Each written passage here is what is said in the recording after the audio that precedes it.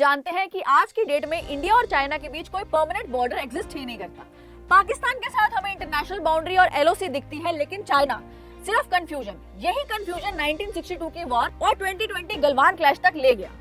और इंटरेस्टिंग बात यह है कि इंडिया और चाइना फाइनली एग्री हुए हैं बाउंड्री डीलिमिटेशंस पर। मतलब मैप पर कोऑर्डिनेट्स ड्रॉ करके डिसाइड करना कि ये एरिया हमारा है, ये आपका। और डीलिमिटेशन के बाद ही होता है डीमार्केशन, ग्राउंड पर पिलर्स, सर्वे और मार्कर्स लगाना। इतिहास की बात करें तो 1940 में खींची गई मैकमोहन लाइन से ही पूरा विवाद शुरू होता है। इंडिया चाइना बॉर्डर को 3 सेक्टर्स में डिवाइड किया जाता है। पहला वेस्टर्न सेक्टर यानी लद्दाख और अक्साई चीन, दूसरा मिडिल सेक्टर हिमाचल प्रदेश और उत्तराखंड, और तीसरा ईस्टर्न सेक्टर सिक्किम और अरुणाचल प्रदेश।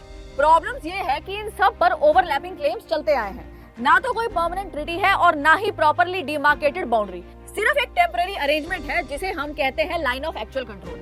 भारत ने कई बार कोशिश की है। 2003 में बना स्पेशल रिप्रेजेंटेटिव मैकेनिज्म, 2005 का पॉलिटिकल पैरामीटर एग्रीमेंट, 2012 का वर्किंग मैकेनिज्म फॉर कंसल्टेशन और साथ ही लोकल लेवल पर hotline, commander level talks, confidence building mechanism. लेकिन सच ये है कि 2020 गलवान क्लैश तक आते आते ये सारे अरेंजमेंट्स फेल हो चुके थे। बॉर्डर पर लगातार टकराव और तनाव रुकने का नाम ही नहीं ले रहे थे और इसी वजह से आज परमानेंट सोल्यूशन की जरूरत और भी बढ़ गई। लेकिन सवाल ये है कि क्या ये सच में होगा, क्योंकि डीलिमिटेशन टेक्निकली और पॉलिटिकली बहुत ही मुश्किल है।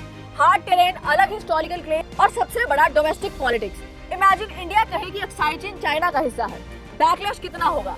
इसीलिए शॉर्ट टर्म में शायद सबसे प्रैक्टिकल यही होगा कि दोनों देश सेक्टर वाइज पेट्रोलिंग रूल्स और कॉन्फिडेंस बिल्डिंग मेजर्स पर काम करें ताकि इमीडिएट क्लैशेस टल सके। चाइना के लिए ये मैटर करता है उसका रीजनल डोमिनेंस और एक्सेस रूट्स, जबकि इंडिया के लिए है सॉवरेनिटी और डोमेस्टिक पॉलिटिक्स। इसी वजह से ये प्रोसेस थोड़ा लंबा और सेंसिटिव बन जाता है। आपको क्या लगता है, कमेंट करके बताओ।